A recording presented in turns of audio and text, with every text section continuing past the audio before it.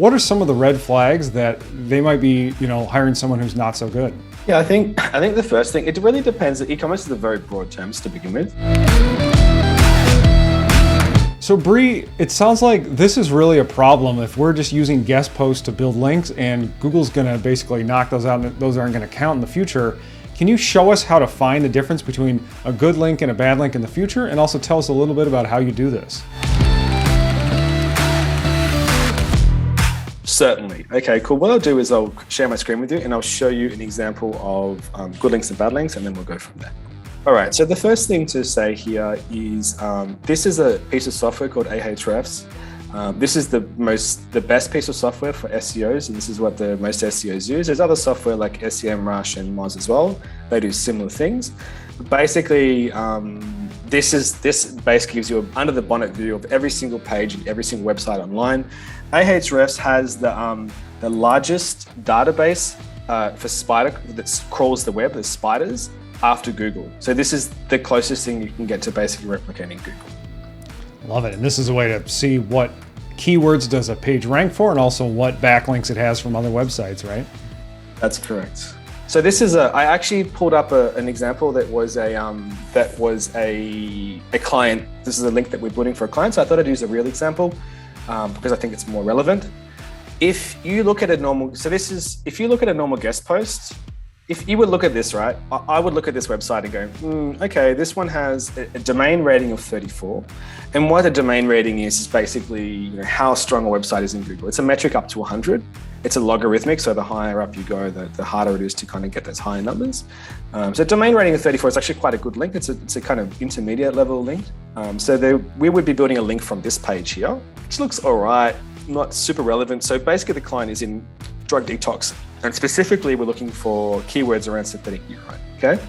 So what a normal way to do this would be that this page here is much more relevant. This is a cannabis law report. This has a DA of 54, or DR of 54. DA and DR is a little bit different. Moz has DA and Ahrefs is DR. So basically, this is a page here on synthetic urine. Now, for me, and what most people would do is they'd sit there and say, this has a higher DR rating. This is a cannabis law report. This page is more relevant to have a backlink to my website than the other page that I showed you. So here it's got a little bit of a nice infographic there that looks great.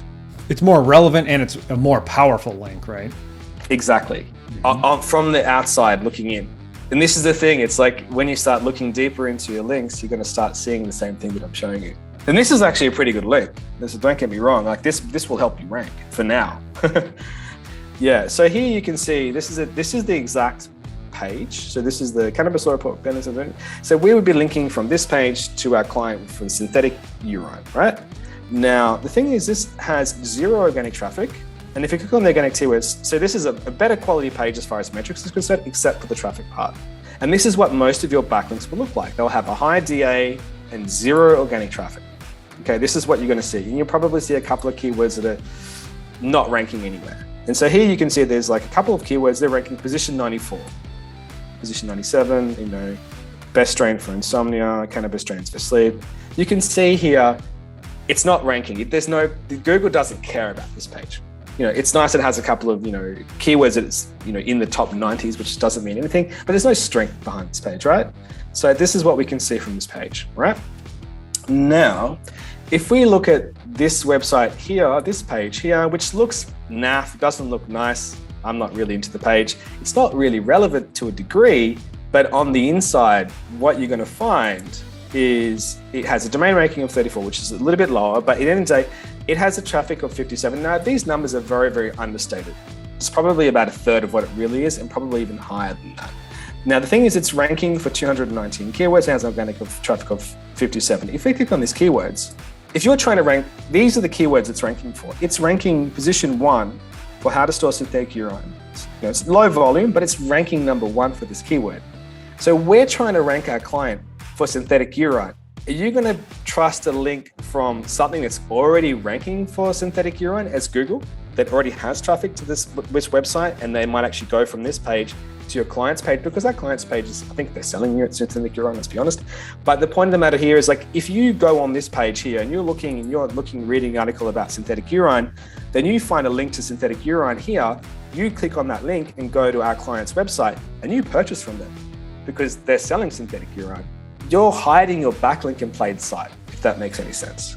Yeah, that's great. You could get referral traffic, and just in general, the relevance is higher. It's not all about the domain rating anymore. This is higher relevance, and they actually have traffic. Hello.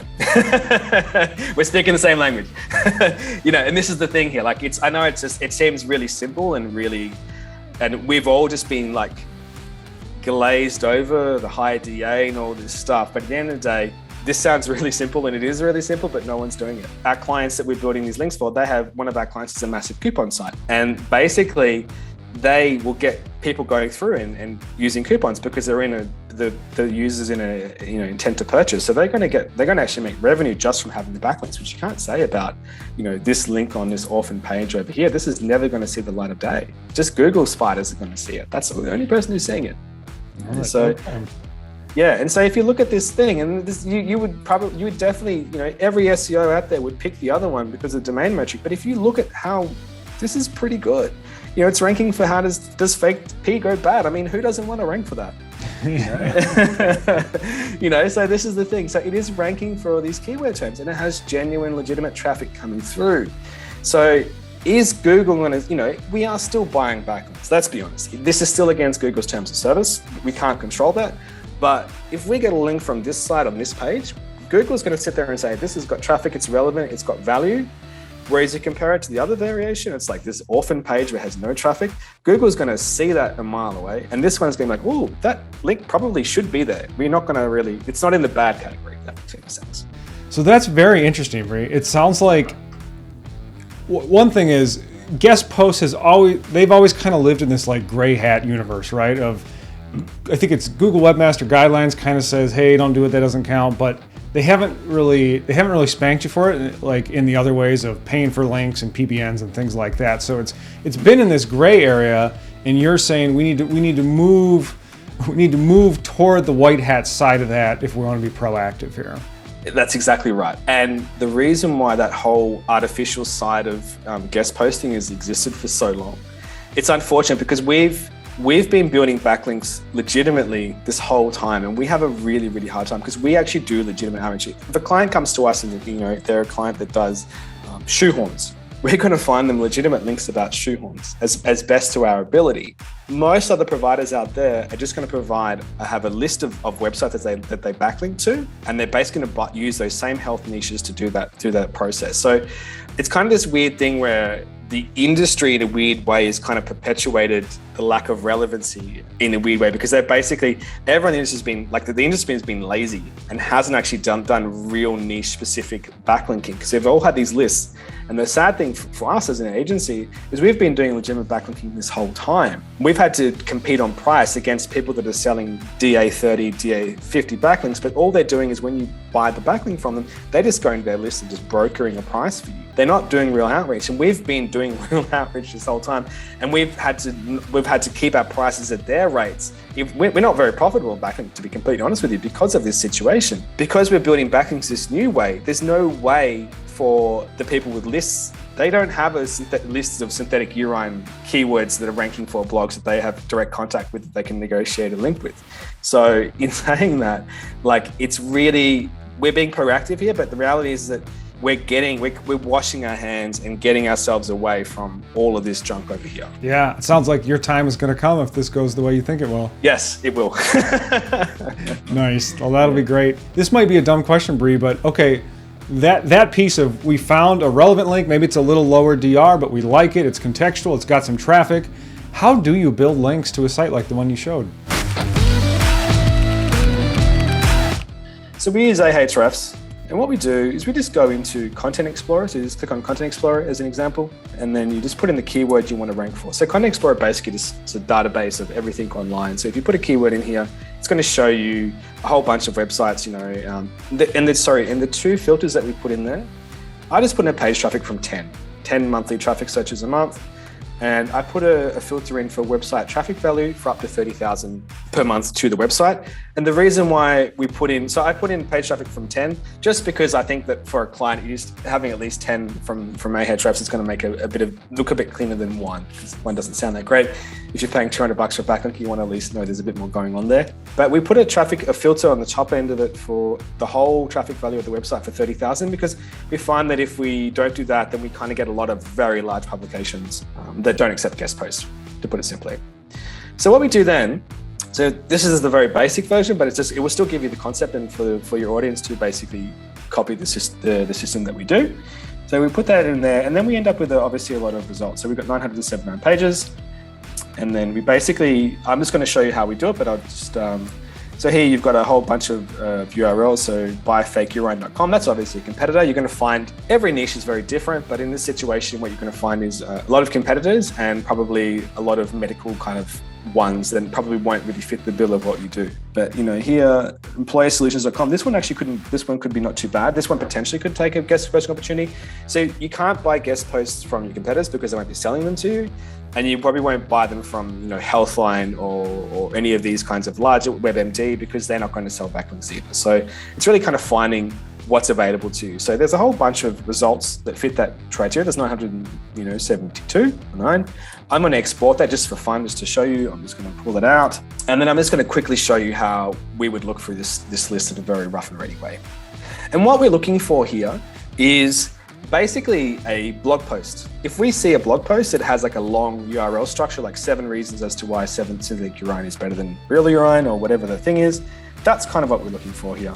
So, I can go through and cut everything out just so you can just get the quick, rough and ready version. Yeah, so you're kind of eyeballing it to see which of these look like blog posts that we could pitch. Yeah, synthetic urine, where to buy synthetic urine. This is obviously an easy one to do. That one will definitely be what it needs to be.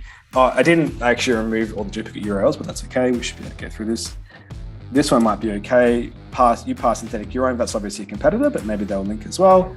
Quick Fist, most of these I can see are pretty much competitors, just off the top of my head. And I would obviously change the keyword term now as well, because I can see most of these are competitors. Should I pass fake urine for drug tests? That looks like a kind of a long one. Urine drug test effective for uncovering opioid misuse, easy to cheat on. Physicians Weekly probably won't link to us, but let's just put it in the list anyway. You just never know, because a lot of these websites, they look like they're Physicians Weekly. It might be just some Indian webmaster. He's got physiciansweekly.com, and then and it just sounds like a legitimate thing, but it's not. You mean we can't trust everything we find on the internet? Oh, I wish it was true. Although, to be honest with you, I actually find Reddit a pretty good source. For most stuff, I actually find it's a pretty good source. I actually trust Reddit a lot more than Google results, to be honest with you. This is the perfect example. WeedRepublic.com. How do you use someone else's pee for a drug test? 7 facts you need to know. Right? That's perfect. I know that's exactly what we're looking for here. So, you just go I'm just going to pull this one up just for fun, just so that we can have a look at it and just kind of go through the process. But you can see here, you're not going to find a crazy amount of results for synthetic urine as an example, but then you kind of use different terms like drug detox or how to pass drug tests, and you kind of use those kind of shoulder terms. But let's just have a look at this one for an example. I never looked at this website before, but I'm pretty sure it's going to fit our needs. Mm-hmm. Did you say shoulder terms as opposed to head terms? Yeah, shoulder terms. Yeah, so or head terms either, or like your shoulder, head. Yeah, leg, no, I like that. Stuff. It sounds like shoulders like tangentially related, or right? Yeah, exactly. Yeah, exactly. The head term will work too. Like if you went straight for drug detox, it would work as well. But I find that if you niche down a bit more, you'll find very specific, more specific, and you kind of want more specific in a weird way, because like we look for synthetic urine, we could go for drug detox. But our clients don't rank for synthetic urine, and we found specifically, this is a gold nugget. This is totally a gold nugget. You know what I mean? Like we want to rank for this term. You know what I mean? Like how many times are you going to be able to get a link from exactly where you want to rank for? It's really, really hard to get. Well, that's good. Okay. Can I ask then, when it's time to pitch, are you looking them up with hunter.io? How are you getting? This is my team's domain, so they've got the system. So we use 2 things. We use snub.io for the email campaigns, and also hunter.io. So basically, We use hunter.io and we also use snub.io as well. So they also have a couple other prospecting tools. They kind of change their mix and match on how the processes they do quite regularly, but they're definitely Hunter and Snubbers. Well, I know that because I can see the subscription to Snub in our financial reports. So they're using Snub and Hunter. So you kind of break it down. You've got somebody kind of doing the research, finding some prospects, and then somebody else is doing the outreach, following up, seeing if they can get a... Yeah, so the process, so we have a team, we have quite a large team doing this process. It's very labor intensive work. This is why it gets outsourced a lot. Like most companies, they can in-house most of their stuff, their PPC, their SEO, all this stuff. But backlink building is one thing that's generally outsourced because it's actually really labor intensive. It's just not as simple. It seems really easy and theoretically it's really easy. But if I said to you, Egan, I want you to build me 20 links a month, I promise you, you're gonna cry. So it is labor intensive. So the process that we use is kind of a staggered approach. So we have a prospector go in, do exactly kind of what I've showed you there, just to kind of isolate those specific keyword terms. And we might have like a list of like 1,000. And then we have another person in the team, which is a lower person in the team that basically goes in. And so our prospectors, we hire from Eastern Europe, very, very articulate, very, very intelligent people. Then these are not, what is a website? What is it? These are very, very smart SEOs. So we have a team of prospectors that's been trained up in this, and they go out and do this work. And then we have a lower level team that basically goes out and gets the contact details, and they go out and find the name and email address of these people. So we've segmented it that way too. So we basically have like a prospect list. We might have like 1,000, and then we have a VA. I would call that person a VA, and they would just go out and just get the emails for us. Then we get those emails, put them into our campaigns, and then send them off, and then the prospecting person would go in and negotiate with those people. Brie, I love it. You just shared such gold with us today, and you're really giving us the behind the scenes of a lot of what you've learned. And I love your proactive approach. It sounds like you're really going to carve a niche in this market too, of being proactive, looking ahead to the next update and dealing with it now. Is there anything else you think viewers or listeners should know? I think on that note, with e-commerce, I should have shown you a specific e-commerce. I didn't show you a specific e-commerce example, but if you're dealing with the e-commerce company dealing with lots of large brands, it's very, very easy. This process is very easy because everyone's writing about Macy's or Adidas or Nike or this kind of stuff. In a lot of other companies are doing something very similar. They're just looking for that thing. So depending on whether you're a small e-commerce or if you're a large e-commerce and you have multiple kind of recognized brands, this process is very, very scalable. And this is the thing, this was built out of necessity to a degree as well from one of our clients because they had a very large company and they needed to build a lot of scalable links. So I think that this is specifically for e-commerce, a very, very valuable solution. Love it. Brie, where can people find you and ask all the questions they have about fake urine? They can contact me. Just go to the website, wldm.io. So Walter Lima Delta Mary .input-output. So wldm.io is our website. So if you white light digital marketing, if you want to contact me there, hit the contact form. You can book an appointment with me as well, and I'm happy to talk anything. SEO or anything else related as well. So we do other things too, like Facebook ads and Google ads, and we just do full stack thing. But obviously SEO is our specialty.